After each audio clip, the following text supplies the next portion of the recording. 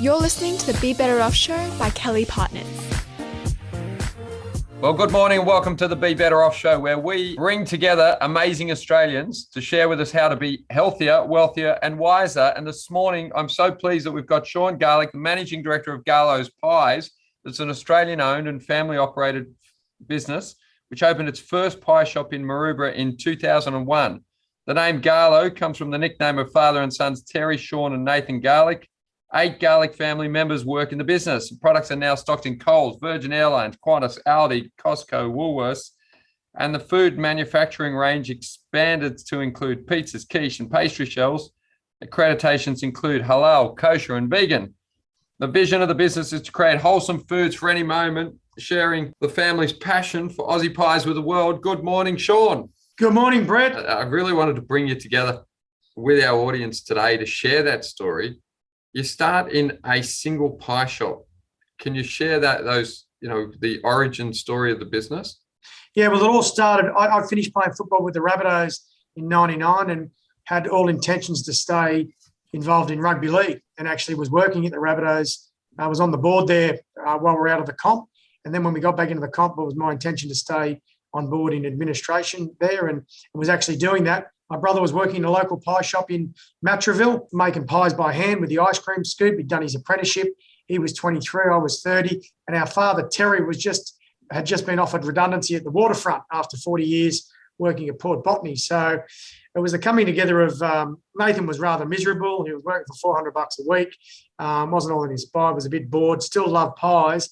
And we came up with the idea, what about if we had our own pie shop? And Nathan's response was, or it needed to be Nathan's buy-in, because Terry and I didn't have a clue about pies. He said, well, I know how to make the product, but I've got no idea how to run a business. Now, back then, and this is quite funny now that we look back and how far we've come, not only had we never run a business before, but we didn't even know anybody who would ever run a business. Between the three of us, we just didn't know anyone. And Terry, my old man, remembered, I knew this chemist once I used to play football with. And so he rang up his chemist mate and said, oh, mate, we're going to open a pie shop in Maroubra. And funny enough, he also had a chemist at Maroubra. We need to build a shop. Have you got any shop fitters? So he put us in touch with the people that fit out his chemist shops. And as you can imagine, chemist shops are nothing like kitchens, nothing like kitchens at all. And so we really battled. It was hard work right from the start. And what that taught me from a very early stage was you need the right people to get the right jobs done, and you need specialists that specialise in different areas. And it's been a wonderful journey, a fantastic sort of learning experience, and have loved every minute of it. So the year that you started, was it 81 or was it 99? No, I finished playing in 99. Yeah. We formed Garlo's Pies at the end of 2000 and opened our first shop in March 2001, and we celebrated that with a pie eating competition that was live on Channel 9's The Footy Show back then, which gave us a wonderful launch into business life. So I think a lot of us probably remember the pie eating contests and the great PR that you got up front. Those early lessons, and I think you've touched on something there. It's one of the reasons we do the podcast. There's a lot of people out there who don't have in their immediate circle somebody that's actually done the dream that they have. So they don't know somebody that's played first grade rugby league for the Rabbitohs, and so they don't know how to get from where they are to where they want to be. Or if they want to start a business, they literally know no one who's ever run a business. That's right. And it's incredibly difficult because, as you know, and everyone knows who started a business, cash is tight. Startups, every dollar's a hostage, and you've got to try and create marketing and PR opportunities that are free, effectively. You can't be paying for, marketing consultants and advertising them. You can't advertise on radio or in the Telegraph or on TV. And so you've got to come up with, and that's what we're all about. We had to come up with ways. And I used to appear on the Footy Show, and I knew the executive producer, not all that well. But it's funny, what I also learned was if you don't ask, you don't get. And I came up with that idea. And I put it to the executive producer, and he went, oh, mate, that sounds great. Let's do it. And I said, if I can get guys like Artie Beetson and Mark Carroll and Craig Salvatore and Darryl Broman, and if I can get those guys, will you televise it? And he said, yeah. Well, once I had that commitment from him, I could then go to those guys and say, hey, you're going to be on Channel 9 TV, live TV, will you do it? And, of course, everybody likes their mug on TV. And so these guys who had recently retired still wanted a bit of attention, of course, and PR for themselves and their own brand, as every footballer that retires knows. And they were on board big time. Now, and it was gangbusters. The show was unbelievable, and the coverage we got was just incredible. So you got this shop. I remember you telling me. So you got the shop. You get this huge PR. So you get massive demand down at Maroubra. Yep. Now at this point, if I recall, you're still making pies by hand with a ice cream scoop. Correct. Rolling pastry by hand, and the promotion was so successful. Immediately, our shop was too small. We had a 60 square meter operation. Nathan came from a similar size shop, and so we thought, this is going to be great. This will be perfect. Just show us the forearms again, Sean. Forearms. Yeah, so need good forearms to scoop out. That's right. Loads of pies. Exactly right. By hand, right? And so the shop was immediately too small, and so people were coming from everywhere. They're coming from all over Sydney, all over New South Wales. That were football supporters. They needed to come and try these pies, and we literally had people lined out the window, and we couldn't make enough pies. So immediately we started looking for a second shop that was bigger, and so we found this shop in Mascot, which was 150 square metres and had a big area at the back, a kitchen area. It was a luggage shop that we converted to a pie shop, and we built a kitchen and all that. And so I rang my mate at the footy show again and said, hey, we've opened a second shop. This was a year to the day almost. We've opened a second shop at Mascot. Will you come back for another pie eating contest? He said, bloody oath I will. That was great TV. And so I got a different gang of people. I put a state of origin spin on it because it was the middle of origin. I think you had Mark Geyer. Did you have Mark Geyer? Had Mark Geyer. Yeah. Mark Geyer at the first, we had him at the first one. He ate 15 pies. Yeah, I remember. He ate 15 pies, but what a lot of people didn't realise and couldn't tell, he also had 17 Crown Lagers to wash them down. And so you can imagine what happened when we just went off air. Mate, we had a chunder bucket there and he filled it. He filled it easily. And, it was a great, and we've still got all that vision. It was great. It's great to have. It's all part of our history now. And it's great to look back and think about, how raw we were, how we absolutely had zero knowledge, skills, experience. And we're able to, and look, I put it down to the way we're able to build our brand. I still run into people now and they go, wow, and they find out how big our business is really. And even you said it, Brett, when I first met you, and then you saw the size of the business, you went, wow, everybody would think it's much bigger than that. Yeah. Yeah. Now you've touched on it, but I'd love to explore it with you. I meet a lot of people going into business, and because they're brought up as consumers, not producers, they're just used to spending money rather than trying to produce something. They really don't understand this idea of zero cost marketing. That's right. I did this exercise, Sean, when I was at university. I was working and I was paid a grand sum of $16,000 a year. And I was also paying for my university. So I think I had about $100 a week, free cash, not even. So I did this exercise on weekends where I said, well, I wonder how many things I can do that just don't cost any money. And so I discovered all the places you could walk to, that you could swim, that you could bushwalk and hike, and the cheapest place to get a piece of coral trout, which was about $6 on one of these walks down at the Spit. I had this down to a fine art of finding amazing things to do in Sydney that cost no money. When I got into business, I had to do the same thing, which is, well, how do we market without spending any money? Or what is the ultimately lowest cost activity that we can drive to generate business? Because, it's the old necessity, sort of the mother of invention, had no money. So you come up, you've got this, a lot of people look at you and go, well, you had this high profile rugby league career, so you're able to leverage that. But you made that really great comment, if you don't ask, you don't get. Can you share with our audience, the way you hustled your marketing? Oh, look, again, you're right. Necessity is the mother of invention. And the thing that was really easy for us when we started a business, this is important for people when you go into business with family or with friends or whatever, and that is to clearly identify your roles and responsibilities. What is your job and what is my job? Now, we didn't know that at the time. In fact, it was just it was so coincidental that Nathan knew how to make the pies and knew nothing and didn't want to be involved in running the business. He said, and we didn't do job descriptions and we didn't have a strategy document or anything like that, but it was as simple as Nathan makes the pies and you look after everything else, And so I was hiring staff and I was creating menus and menu boards and designing stores and engaging with the bloody builders and everything that needed to be done other than make the pies. Nathan then recruited his staff to help make them, and he was in charge of that, and I was in charge of the rest. And mind you, while this was happening for the first 2 years, I was still working full-time at the Rabbitohs. So I was doing all this at night. So I'm having interviews with staff and, at night time and meeting them at the shop at 8 and 9 o'clock at night. And it was tough going, and we did it for... You were working 2 jobs.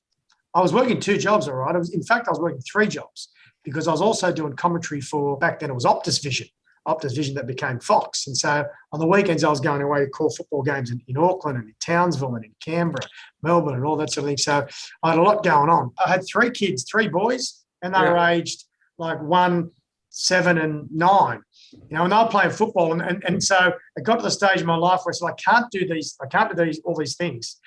So the first thing I had to drop, which was a bit of a shame, people said, why'd you have to give up that commentary? Isn't it the best gig in the world? I said, yeah, but I had three boys, 2 of them were playing football, and I never saw any of their football games.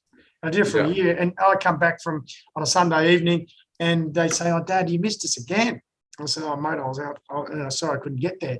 And I thought, hang on a minute, I can't do commentary now and then give it away in 10 years and then go and see them when they're 15 and 16 play football. They'll say, well, mate, where you been? So that was the first thing I had to get rid of. And so then I had the Rabbitohs and the pie. We had 2 pie shops at the time, and then it was a case of, because the other thing back then as well, which was the case, we only had retail customers, so we only sold pies one at a time. We had no wholesale customers or anything like that. And so I made the decision, as much as my passion in life was rugby league, I have to give the rugby league away because we had this business that had so many opportunities. And after our second pieing competition, not only did we just have customers coming into the business, I was getting phone calls from people saying, oh, mate, I've got a site out here at Parramatta. It's a cafe. I reckon it'd be a terrific Garlo's pies. Would you like to build a Garlo's pies here? And I'd say, oh, okay, I'll come and have a look at it. And so all of these opportunities, and after having 2 shops and being in business for only 2 years, we had our first franchisee, which was at Parramatta. So that was another learning experience as well. So we ended up having 5 franchisees and 8 stores at one stage.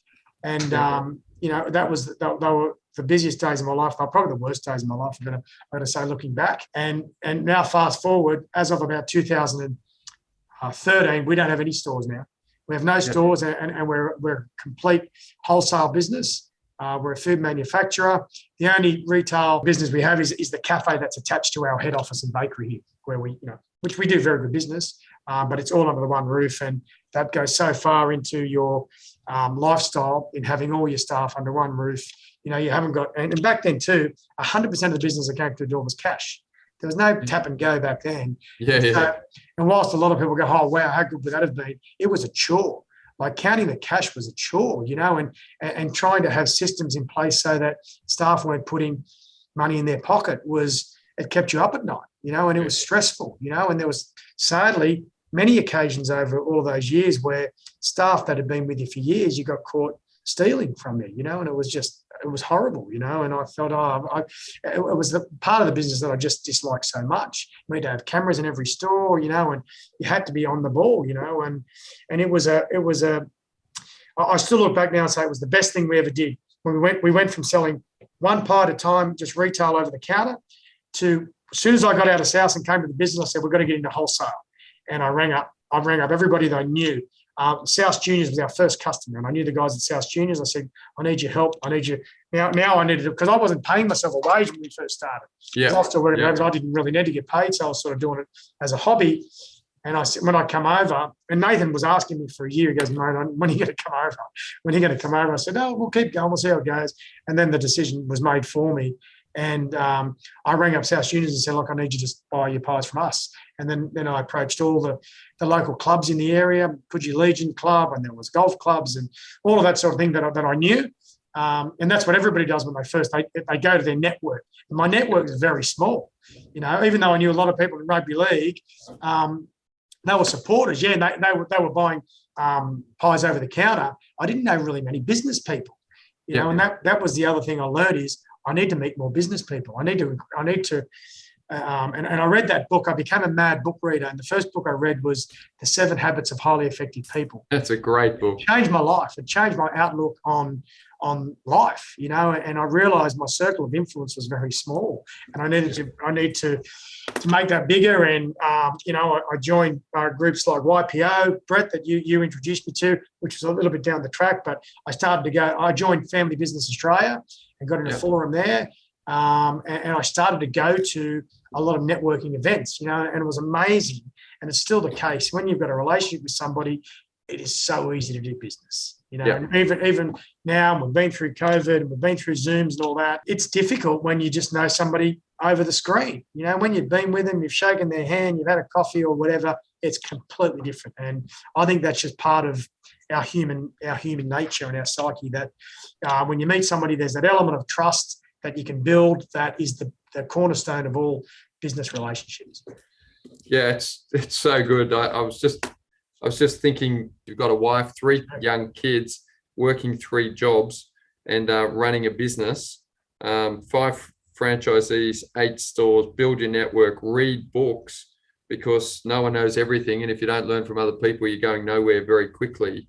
That's a life expanding bunch of wisdom there for anyone listening, and why I particularly wanted to have you on board, Sean. So if you think that you were working with the Coppers, you were doing your footy, you work with South, you go into a business, this is a portfolio of careers, if you like, over time, and you've been well regarded in all of the things you do. And you've just touched on it there, the importance of relationships and building trust and just being good to people.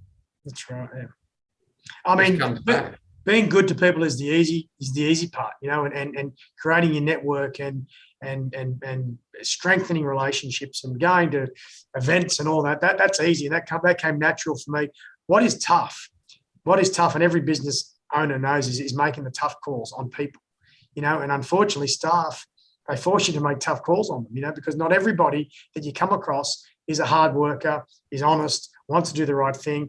And you very quickly go from hiring all your friends and people that you know and friend of friends to hiring complete strangers. And I wasn't good at it, and I didn't realize it.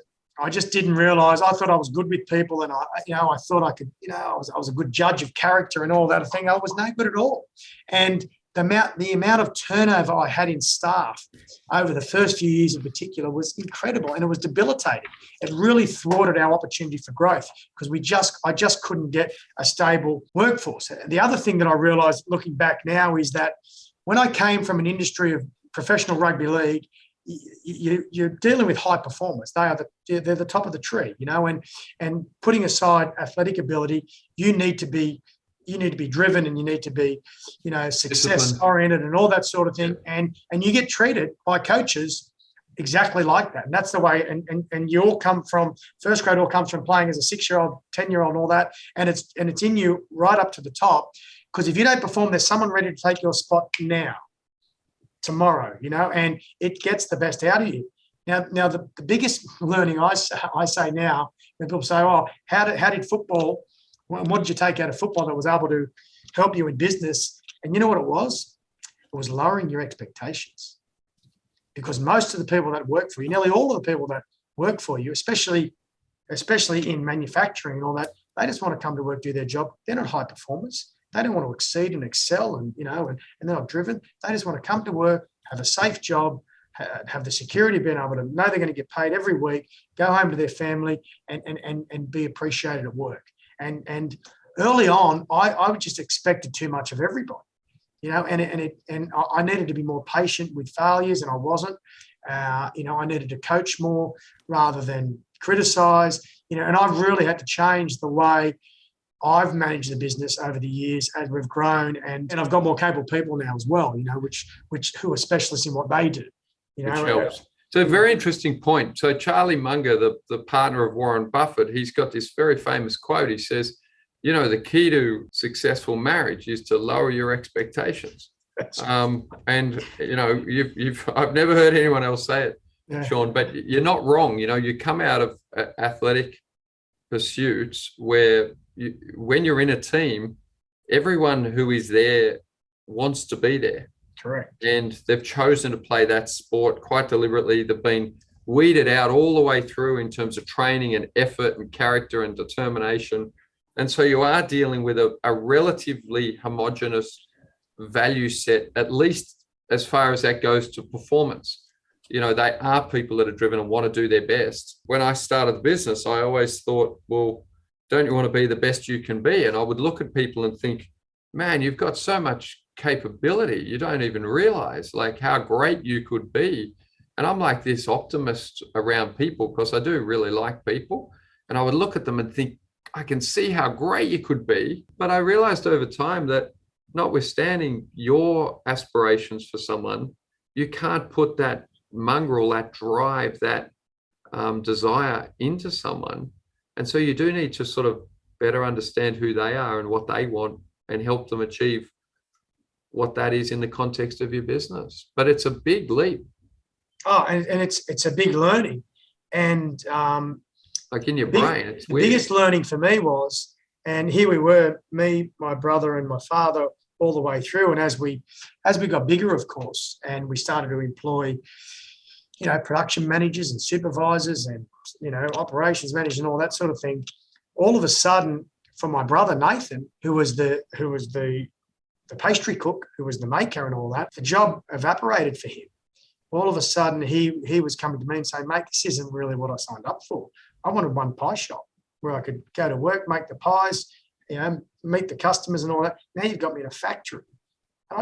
This is not what I wanted, and there's 100 staff, not what I wanted. And over the last couple of years, Nathan's involvement of this business and I bought his shares back, and he's exited the business, and so he still while he still has an influence here and new product development and all that on day to day, he's not here anymore, and it was and he was saying this to me for about 10 years. Or maybe even more. And I said, oh, no, Nathan, you'd be right. What are you talking about? This business is going great. Why wouldn't you want to be a part of this? And, and he goes, this is not me. He goes, I like working with people. I don't like people working for me. He said, I'm not a manager. I don't want to make those calls on people and all. That's just not what I want to do. I like going to work, having fun, with the guys I work with, having a beer with them after work. And that's it. We never spoke about this right at the start. What are we going to do with this? And I just assumed everybody wants, everyone in this relationship will want this. And so it was a really difficult thing for me to accept as well. I'm saying, oh, you're mad, Nathan. Go and have a holiday. Come back in a week, and that you'll be all right. And he'd come back, and he was refreshed and all that. But then eventually he'd say, look, it's not for me. And what's he gone on to do, Sean? Well, Nathan's gone on to do. He's always fancied himself as a bit of a handyman. And he likes using his hands. So he's done some property development and some pretty successful property development over the last 5 years. So it's certainly enough to keep him active, and it pays his bills. And he's a one-man band. He's in control of his own destiny. And it's so interesting, right? Because what we're talking about is this is your brother, right? A family member, and the same comment that you made in terms of as you're growing the team, applying to, people that you've never met, applies similarly to a family member in terms of, what are their values, really, what are their aspirations, how do they want to live? And I think often people don't think that hard about it. So as a manager, it's not that easy for you to work out when they haven't thought about it, what they kind of want to do. And it often takes time to work itself out. That's right. Well, Nathan was 23. I was 30 when we started. And so he didn't even really know what he liked and what he didn't like. But as the business grew and all that, you start to realise, and he was seeing, the turnover in staff and the tough calls that had to be made on people and all that. And he goes, this isn't really what, I don't want a part of that, And he couldn't stay down there on the floor. He had to move up. Naturally, you're a founder. We can't have you working on the shop floor sort of thing, and that's where he was most comfortable. But he wanted to also engage with customers, and you stop making a pie and go and serve a customer, and that was the way it worked, And then go back to the pie making. Yeah. In fact, Brett, you might recall an opportunity come along when Nathan was really, and we're both wrestling with this, and an opportunity come along in 2013. We got approached by 2 Disney guys from the US. Yeah. And they flew out here and and one of them was an Aussie guy. And he'd been working at Disney for 20 years. with his mate, who was a guy from Los Angeles, and they wanted to open a pie shop. And he convinced his mate how great meat pies were in Australia and how well they go in the US. And so they went and visited all the pie companies in Australia, pretty much, and they came to us. And they told us what they wanted to do. They wanted to open a pie shop in Los Angeles. Oh, whereabouts? We said. They said, oh, we're thinking about Westwood. And we said, never heard of Westwood. Where's Westwood? They said, Westwood's right on the doorstep of UCLA. I said, okay. I said, we'd rather. Anyway, the proposal was, let's go into business together. Let's open a shop, and we're going to open 100 shops over in America. Anyway, we'll build it. You guys bring your expertise. We'll provide the capital, and away we go. Anyway, we said, we'd rather have it in Santa Monica. We like Santa Monica. They said, but there's only one Santa Monica in the US. There's 100 UCLAs in the US. And the people that we've figured it out, the people that are going to most likely try a new product are uni kids, and this is right on the doorstep. Anyway, we went with them. We built. Anyway, Nathan went, one pie shop where I make the pies over there. And they said, yeah. And they're from Disney. They wanted the theatre of the pies being made in an open kitchen where people see the pastry being rolled, the pies being filled, and out they come beautifully. And we built this magnificent shop over in Westwood, Los Angeles in 2014. And Nathan went over there, and the deal was he was going to go over there for a year, set it up with his family. He only had young kids at the time. My kids were going through school and HSCs and, all that sort of thing. Wasn't any good for us. And so Nathan went over there, and he was back in his element. He was making pies from scratch. He had about 4 staff. He's in an open kitchen. He's serving. And he had one more thing. He was an Australian in America, and he was a superstar, and he loved it, and he was back to where he was. And he goes, so when the opportunity came up, he went for it, and he went over there, and it was fantastic. We made the pies from scratch, and people were coming from all over. They were lined up out the door, and he actually stayed for 2 years.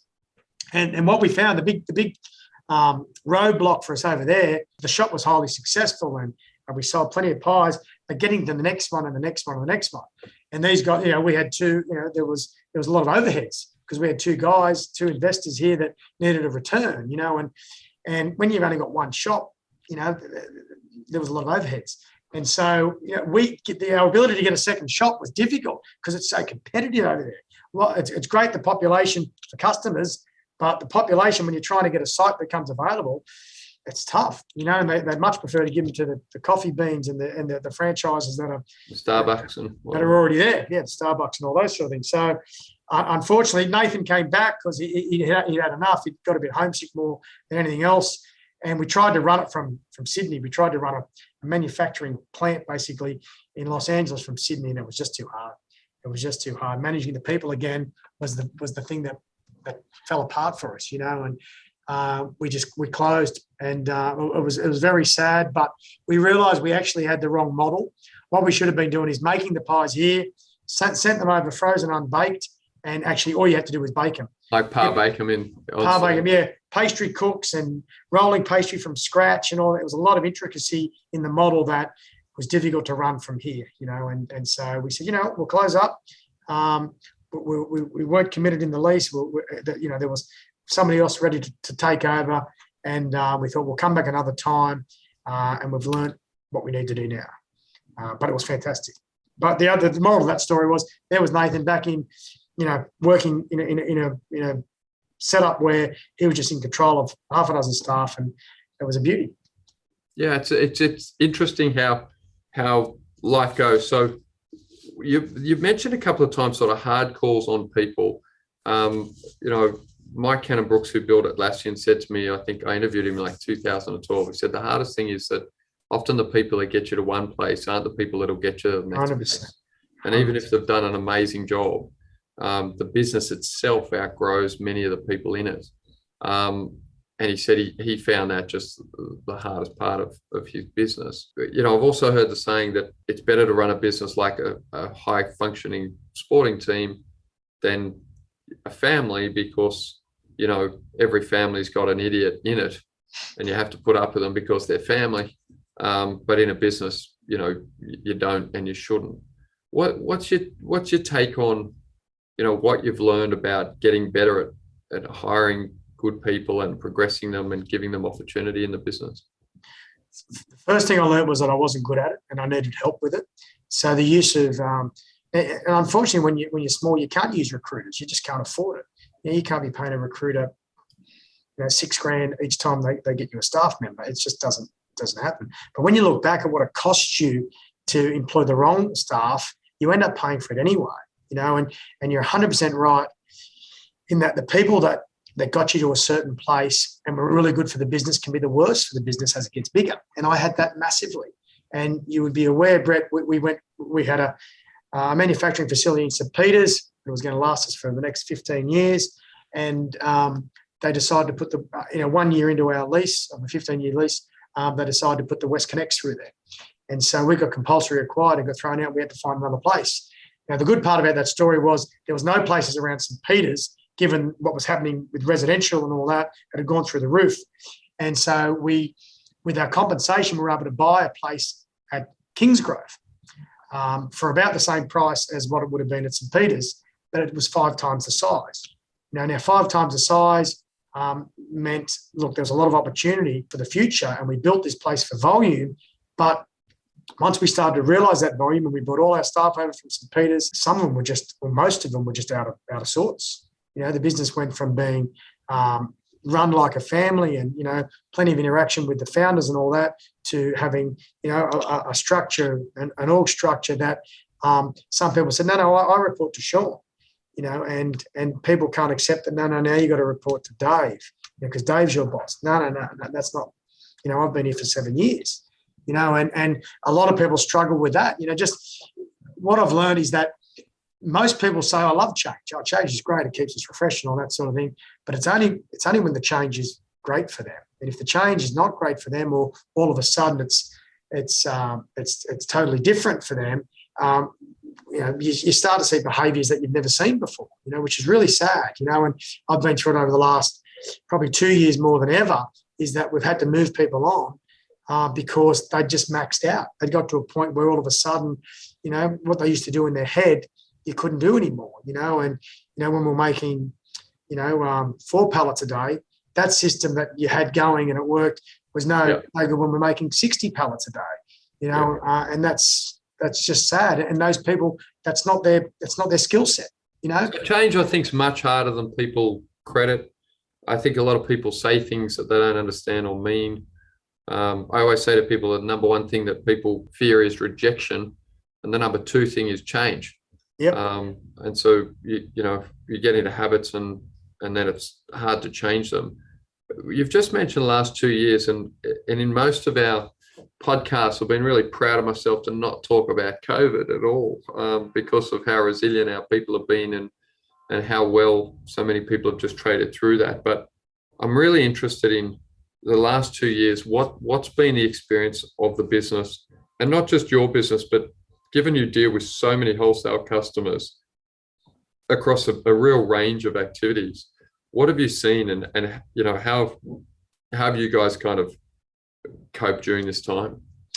Well, firstly, it's been incredibly sad for a lot of our customers. We started retail over the counter, and then we based our business on wholesale, pubs and clubs and schools and cafes and sports grounds and lunch trucks and, all that sort of thing, and those people got wiped out in COVID, as you know. Clubs got shut, pubs got shut, cafes basically got shut because there was no staff in the city and all that to patronise the cafes.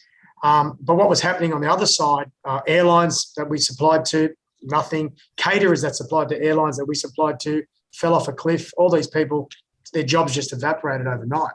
And so incredibly sad. We supplied to Cirque du Soleil. They just went bankrupt. Owing us and a lot of other people a lot of money. Who would have thought, a multinational business like that in 30 countries or something goes bankrupt, and they do. So there was that carnage to get over. Who are we not going to get paid from?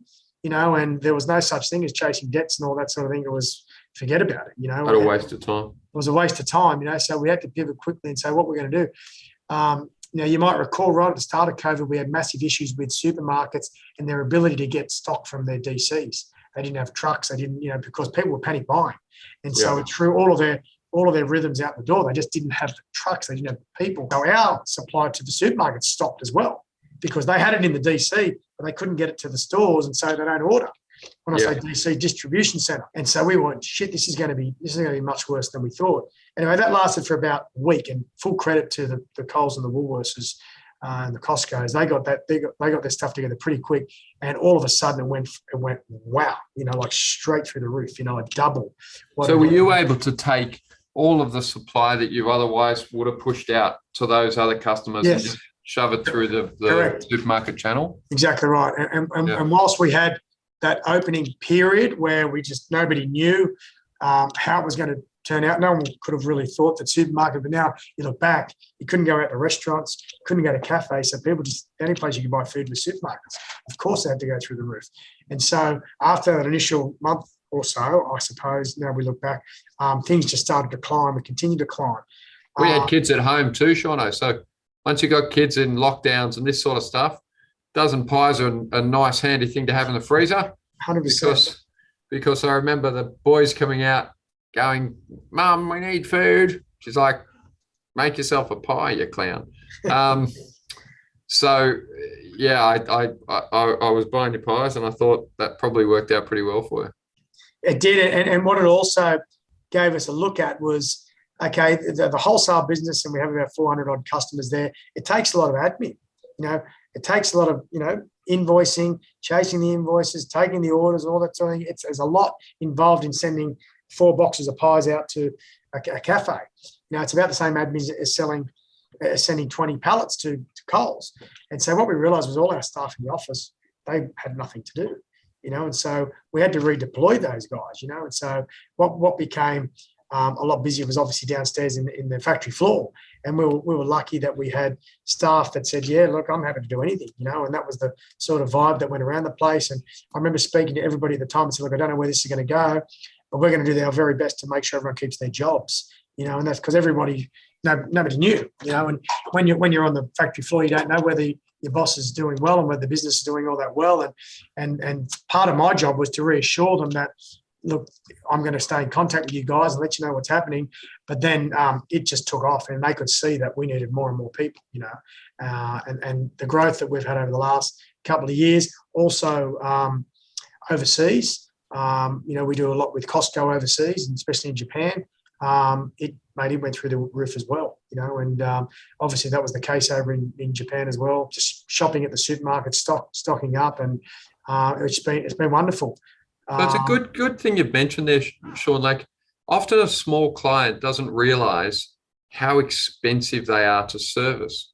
True. And with the inflation going on, right through the economy, including wage inflation, I think all businesses need to look at a smaller wholesale client or a smaller client generally and say, have you sort of got to the point where you say, well, look, a minimum order size is, and you need to, we need to be able to invoice you electronically, and you need to pay us electronically, or what are you doing to get that? Because what we find when we look at businesses is there's huge administration costs. It's kind of hidden. Most owners don't see it in dealing with small accounts. No, you're right. I mean, what it did, and it gets forced upon you, and you go, you know what, this is not so bad after all. And so a lot of those customers dropped off, and it streamlined our processes. We were so much more effective. Our receivables went to nothing, and here they were always. It was tough work, It's the worst part of a business, chasing your invoices, So that sort of all of a sudden our cash flow was much better, and which is always good in a business. And you can get rid of a lot of the admin. We started to look at them into something productive. Well, we also started to look at the number of SKUs that we do, because we do about 40 SKUs, 40 different types of pies, varying sizes, different boxes, all that sort of thing, which is expensive as well. Now, the good thing about COVID in that everybody became, the Karens in the world sort of disappeared. The Karens, so people became more flexible. That's right. Everybody had to be more flexible because, we were able to go to customers and say, hey, see these 5 SKUs that you used to get? Well, now you can only get 2 of them. I'm sorry, but that's because our suppliers were saying that as well. And you can't get the boxes, or you can't get the packaging. That's right. We couldn't get foils. You can't get boxes. You can't get mushrooms. You can't whatever. And so you got forced into going. And everyone sort of went. Normally there'd be the biggest tantrum ever. No. Look, if you can't give me chili beef pies, or you can't give me, I don't want any of them. And you go, oh Jesus, we need to keep these SKUs, and even though they're not these sellers and all that. So there was an attitude and a sort of, I said, like a flexibility to come over the population as well. I think, like everyone was worried about their health. And so, okay, what flavour pies I can get didn't really matter. Oh, sorry, we're not going to be able to deliver to you on Monday, Tuesday, and Wednesday now. It's only going to be Wednesday. Oh, okay, that's fine. And all of a sudden, that's we saw exactly the same thing, like that the forced change made people, hey, mate, we're going to have a meeting on Zoom. That's right. Well, that's okay because there's no other meeting we can have. So, but I don't know how to use Zoom. No worries. I'll get one of my guys to ring you and set it up for you.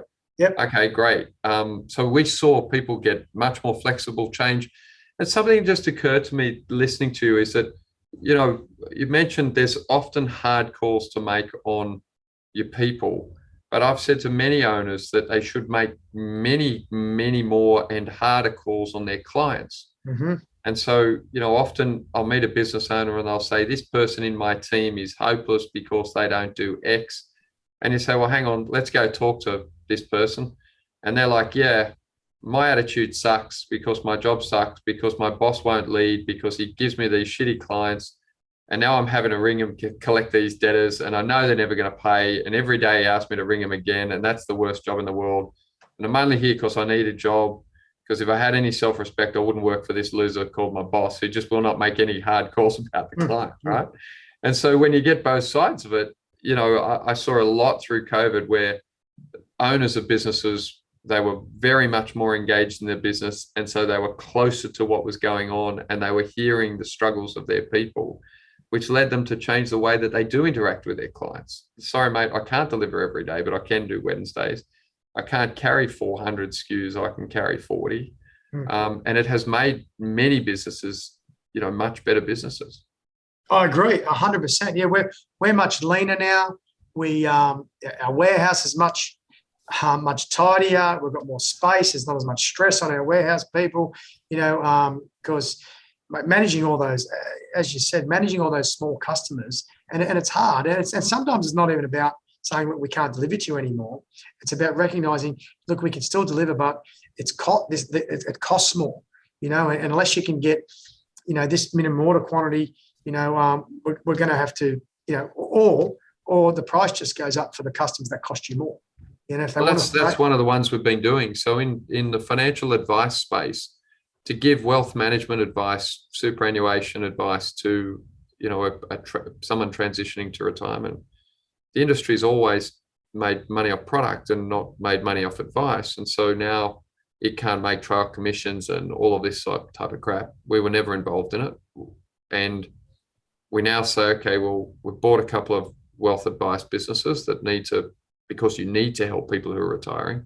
But we've just said your pricing's like 50% cheaper than it has to be. Otherwise, you've got to fire half your team. So you probably need to fire 25% of your team, but you need to put your prices up at least 25%, probably more. And to their credit, the numbers don't lie, right? It costs this much for the pastry, this much for the meat. That's and then right. I deliver it. A lot of businesses aren't looking at the full cost of the driver, the delivery, etc. And when you actually activity-based cost it, say, well, hang on, I got to charge twice as much for that pie, which is fine if somebody wants you to bring them the pie once a week and it's a small order and they can sell it at the right price and put your prices up. The other thing that sort of caught us out a little bit, and this is mostly in the last probably 6 months, 4 months, is what's happened with inflation. Every supplier has increased their prices, some by 30%, because of freight. Like freight has gone through the roof. Anything you're getting from overseas, it could be 5 times what it's been in the past. And as you know, and those that deal with the supermarkets don't take price rises very easily, nor do they process them very quickly. And so, we had to really, you get into a rhythm and you get into a routine, and all of a sudden we go, hang on, shit, we've given our customers a price rise. It was only 6 months ago, but we're going to have to go back to them again, because this is unprecedented. What's happened with beef prices is crazy. Margarine's the same. Even, our foils, the aluminium price went through the roof, and so we've never seen this before, and so customers, nobody likes a price increase, but, the good part about COVID is that it's been the reason for so many things that have just been, that we've never seen before. It's probably taught people that you can't get in your comfort zone. You can't get used to that routine because things like this can come along. And unless you make calls, and they're tough calls, making tough calls on your price increases to customers is a tough one as well. And I don't know a lot of people that really shy away from doing it and sends them broke. Yeah, you need to move quickly. You need to be paying attention. The numbers don't lie. The beautiful thing about numbers is they've got the numbers don't have much emotion. Once you add it all up, and you can see those price rises coming forward, say to business owners all the time, if you don't change your prices, you'll either quickly or slowly go broke. And so that's, it's been great to catch up today. I'm going to publish on our podcast a presentation you did at our Plan to Win some years ago. It's probably 5 years ago. It'd be great for people to listen to these conversations sort of side by side and hear the journey. For all of our listeners, Sean's a great example of many, many things. But, the idea that you can be in the police force while you're playing football, you've been married, you've got 3 kids, you start a business, that you need to self-educate and be dynamic and trade off opportunities. I do think your sport's got a lot to do with your mentality, Sean, and I very much admired your ability to adapt. And I think that's something everyone can take out of today's conversation. As I like to say at the end of all interviews, have a great day. Thank you, Brett. See you soon. Thanks for listening to the Be Better Off Show. If you enjoyed this episode, don't forget to rate and review on Apple Podcasts. Have a great day.